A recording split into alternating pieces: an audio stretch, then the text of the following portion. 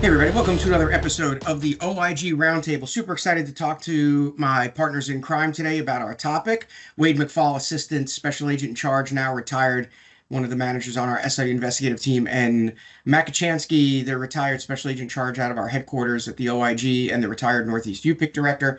And I looked at my license this morning and I still am Eric Rubenstein. Unless someone is changing my identity, I'm still Eric Rubenstein. I am the Senior Director of Litigation, Fraud, Waste, Abuse here at Advise.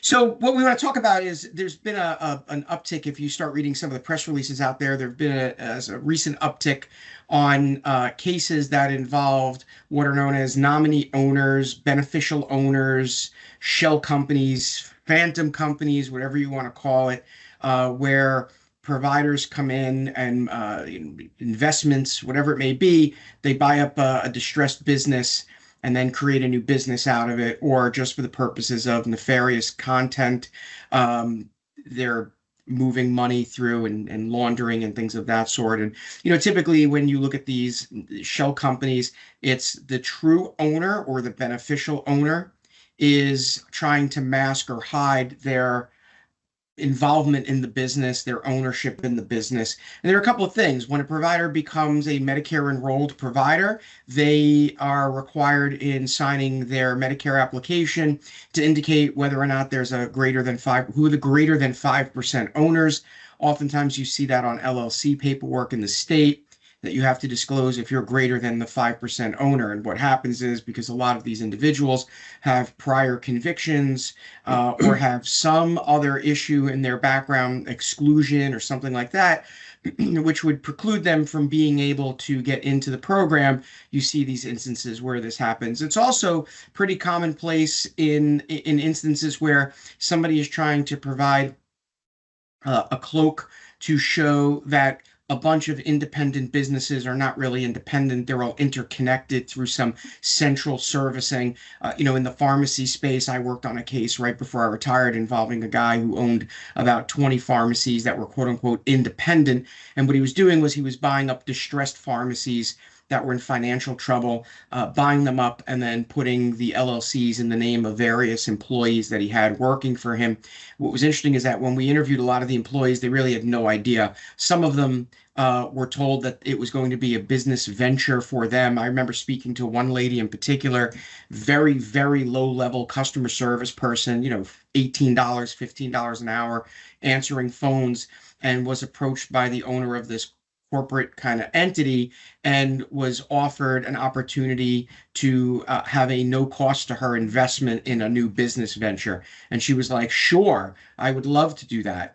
And what they wound up doing was handing her over the signature page for the registration of an LLC, which she signed, but had no idea what she was signing. And it was pretty clear from the interviews that she really had no idea what was going on. And the whole purpose of this was this individual was deeply involved in mail order shipments of lidocaine and diclofenac, which is Voltaren, which is now no longer prescription, it's over the counter.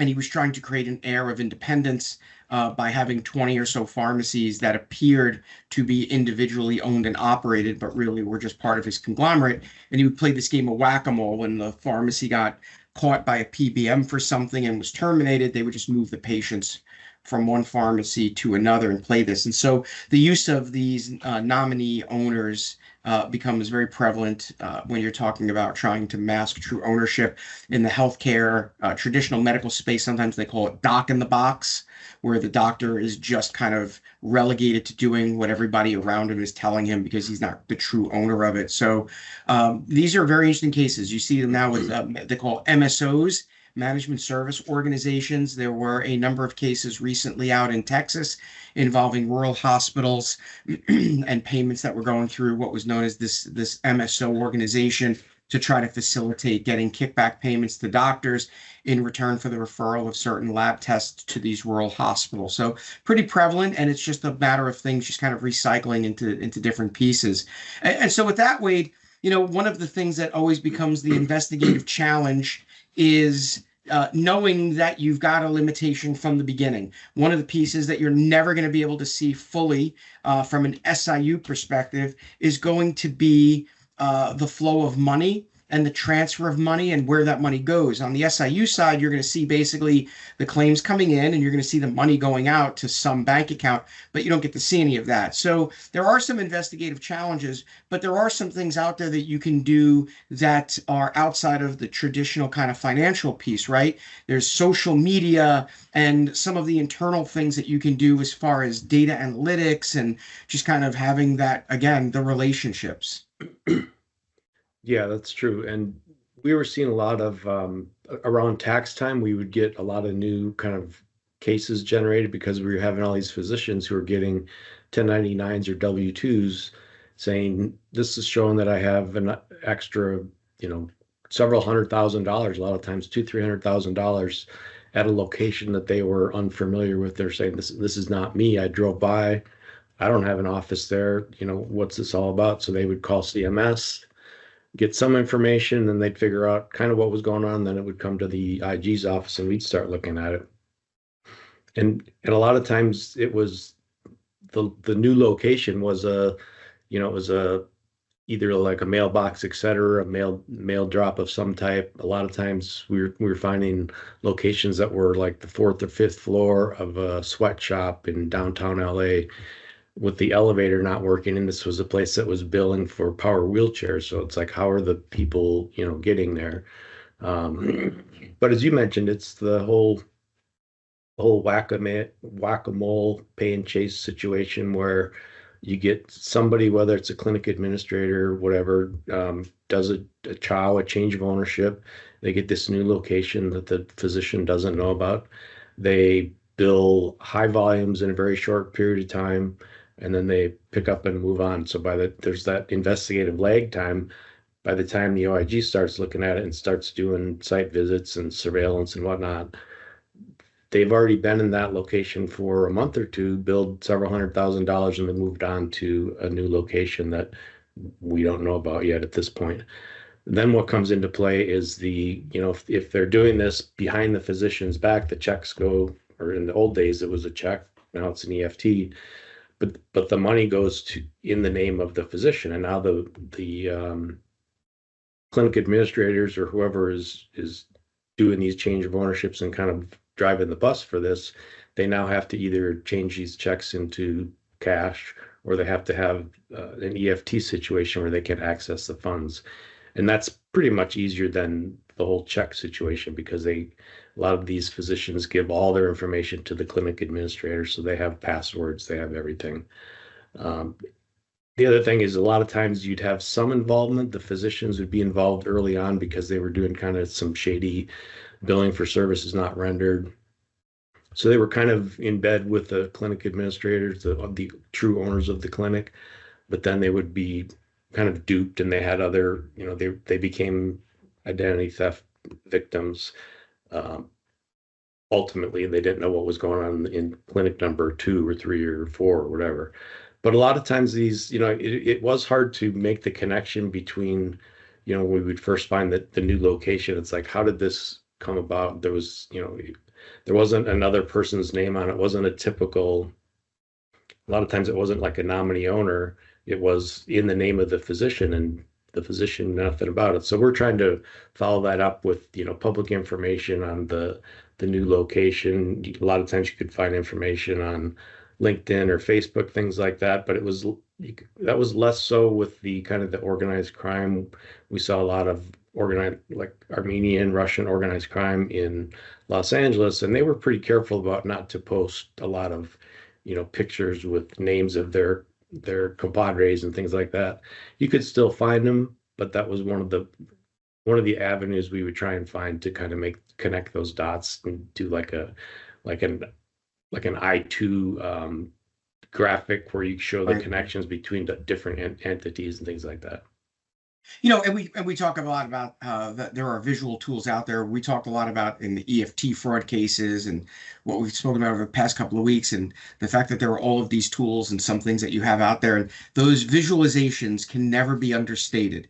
And certainly from the SIU perspective, when you have access to certain tools. You have subscription services that are out there that cull together inordinate amounts of publicly available information, right? The Accurates, the Clear, back in the day, TLO, and some of these other services where you can get some information. I just recently found that Moody's, the investment group, they have a tool for potential shell company investigations where they can put together a bunch of back-end financial information, things that come out of like Dun and Bradstreet 10K filings, which are the filings that go to the SEC for publicly traded companies, things of that sort. You can kind of, glean a bunch of information from that. But, the important piece, which you never can discount, is the inordinate positive effects of using social media as a trolling tool, for lack of a better term, is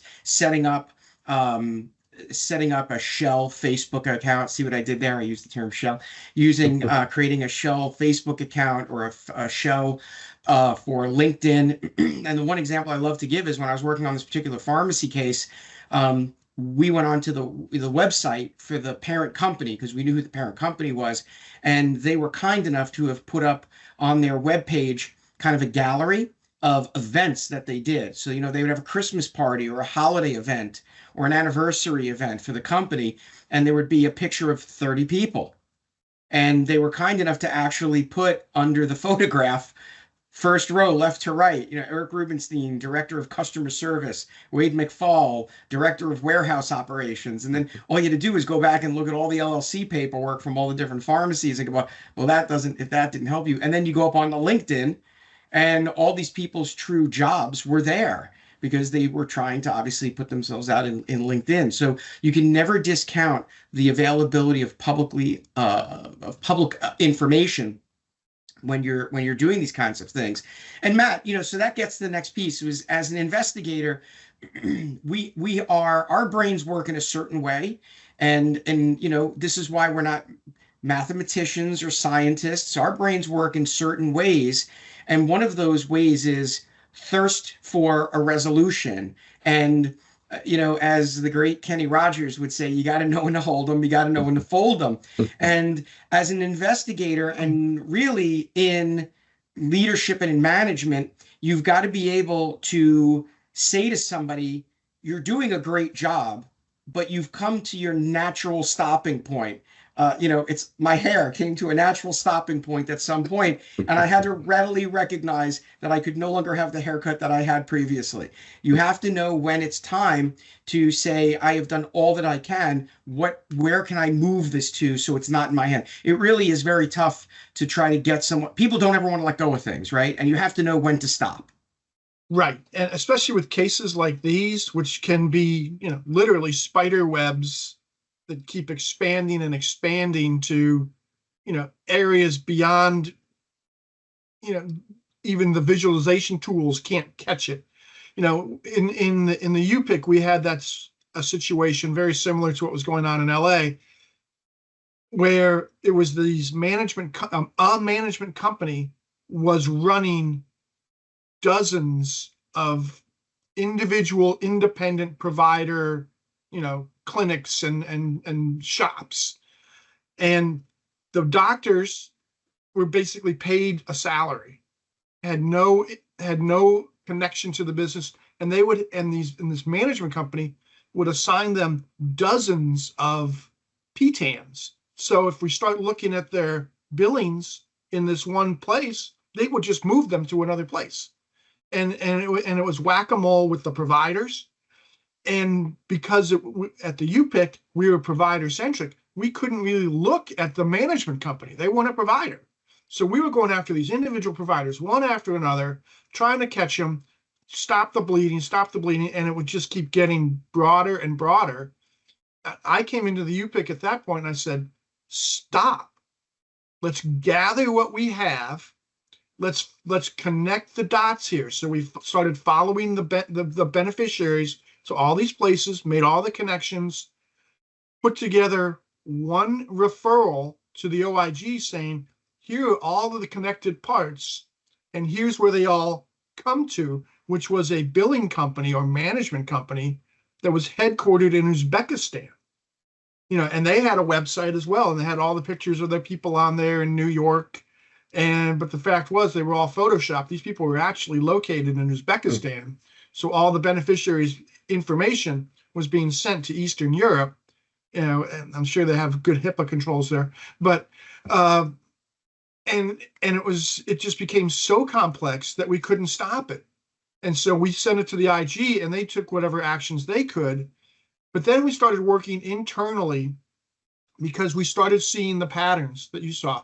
What we saw were common addresses that they were using. If one business moved, the management company owned the building, they would bring in another provider into that address. So we worked with the Medicare MAC and put up, let's look when these addresses come up as for a new provider.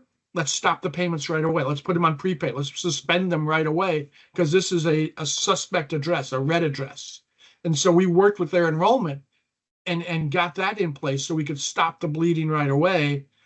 So that was, but we basically couldn't take these cases to the resolution because they were too big for us. So we would take care of them individually as they popped up and let the IG and the Justice Department handle the global one. But it was probably a 2-year effort on our part to put those things together. Right. Yeah, and that's the challenge. The challenge is there more that can be done before you have to send it out, and at what point do you kind of draw that line? And that that becomes part of that challenge. And so I want to as we kind of wrap this one up a little, Matt, the other piece of this is the importance of that cross. I mean, I hate to use like project management speak of cross functionalization, and I just think that those are terms that as investigators, it's like do we work with other people? Call it whatever you want to call it. If you're someone who likes to speak corporate speak, then have at it. Just make sure that when you're speaking corporate speak, everybody else that you're speaking to understands corporate speak. It's a little bit like when we're using vernacular within our industry, we think that everybody understands what we're saying. But the important take home is that, for example, in the pharmacy case I had, the PBM in this particular case, there was one PBM that started it. They were working very, very closely with the health plans, the sponsors, as they sometimes will call them, because the PBMs in the pharmacy space do not have relationships with providers. In the SIU medical space, there's an indirect relationship with the pharmacies because it's part of that network and all of that. But there really needed to be very close communication between the SIU on the medical side and the SIU on the PBM side, because there were some tools that I learned about that the PBMs had that the medical SIU teams did not know about. And once those pieces were put together and the medical SIU teams learned about what the PBM's tools were, it made the investigations move much faster, because the medical people didn't even know to ask the questions. And I'm on with, for example, the PBM people, the PBM SIU, and they're telling me about some information that they had. And I said, well, how did you know that? And they said, oh, we have this tool that does X, Y, Z. And I'm not going to obviously disclose that. And they said, we have this tool that does X, Y, Z. And I was like, oh my God, that's phenomenal.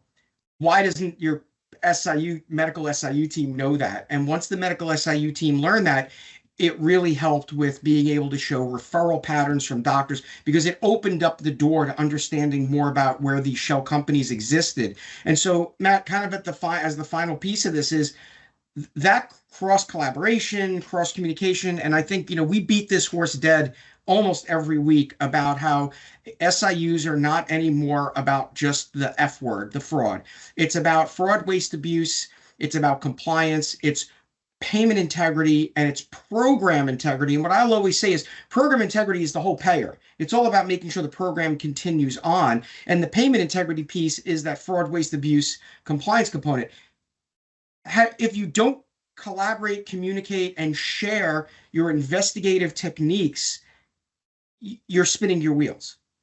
Absolutely. And these types of cases are the perfect example of that. I mean, with the one with mine in New York, it was we worked with the MACs, we worked with enrollment, we worked with CMS, we worked with their suspension team and their to make to show them what we had found and what the impact was to the program and how the millions that were going out the door as we were trying to shut them down one by one. We needed cooperation amongst them to stop the entities as a whole, to stop the enrollment folks from giving out dozens of PTANs to individual providers because for whatever reason, they had no business reason for it. To get to alert them to the addresses so they could stop the payment, to work with CMS to allow us to do the suspensions right away. That's the only way to be effective in these types of things. Referrals are great to the OIG, but that's 2 years down the line. In the meantime, there's hundreds of millions of dollars going out the door. Right. And in the commercial space, it really shouldn't be treated any differently. We talk in the government space about payment suspensions relative to credible allegations of fraud. And obviously, there's a lot of subjectivity in what is actually a credible allegation of fraud. But there are in-network contracts, commercial contracts. When you get into the PBM space, you start talking about any willing provider and issues involving the terms and conditions and all of that. But if you've got something that shows that you've got a shell company there, you've got to shut that down. You got to stop that bleeding, because what we see is these companies come in, it's a pump and dump, right? They call them, my pharmacy case, the guy that owned all of these pharmacies, he would call them burner pharmacies, where he would just bill, and send out thousands of tubes of lidocaine until he got caught. And then when he got caught, he did transition fills, which allowed him to get a chunk of money at one time, because you get to have an additional fill or multiple fills, and then you go about your day. And the last piece before we kind of send this off is, Wade alluded to it. He talked about the change of ownership. And one of the benefits of a change of ownership is that if you are in network with for example, in the pharmacy space, if you are already in network with those pharmacies, in a change of ownership, those contracts go with you. They are a transferable asset. Most of the time that these distressed pharmacies are being sold, they're not being sold because they're doing well and they have a robust patient base. They're being sold for their contracts. It's really that's the value, that's the asset, and those change of ownership trackings can really help you. You can see those. You can go and get an account for Paycos, and you can go through and you can look at those things, seeing public filings and the like. So there's a lot could be done. I think that, while similarly to what we talked about a couple weeks ago involving the EFT fraud cases, there's a lot that can be done outside of the financial piece that kind of all bring a lot of this to light. And a lot of these investigations don't require substantial subpoena issuances and things of that sort. So, they're out there. You just need to have the data analytics to be able to show, hey, why are these patients moving or these members moving from this place to this place? And wait, 6 months later, they're at this place. Why is that happening? And that's really one of your first red flags. And we could have, obviously, we have these conversations all the time about the data and, where you're going to have your data lie. This is yet another example. So good stuff as always, guys. These cases are super important. There's a lot of money involved. We see all the time, $100 million in fraud from companies where it's really a shell. The $2 billion catheter case is a great example, where they came in and they just bought these distressed or small companies, pumped them up, a bunch of, LLCs that were created for the purposes of masking, what was going on. So they're out there. You just have to stay diligent and work these cases. And again, no one to hold them, no one to fold them, no one to move on, no one to collaborate, no one to make that referral and move on to the next case. Don't hang on to a case for years, because you're not necessarily going to get any further than you were 6 months beforehand. Going and checking LinkedIn every day isn't necessarily going to further your case, right? So stay vigilant. Again, we appreciate everybody for sending in their comments, questions, and suggestions. We really do appreciate that. We look forward to continuing the engagement. We've got a whole bunch of LinkedIn Lives planned through this summer. You'll be seeing some more information up on our website and our LinkedIn on that. So please stay tuned to that. And again, every week you can get the OIG Roundtable delivered to your inbox from the newsletter. Just go to our website, advize, health.com, and you can get that newsletter right into your inbox. And until next week, we'll see you guys on the next OIG Roundtable. Thank you. Thank you all.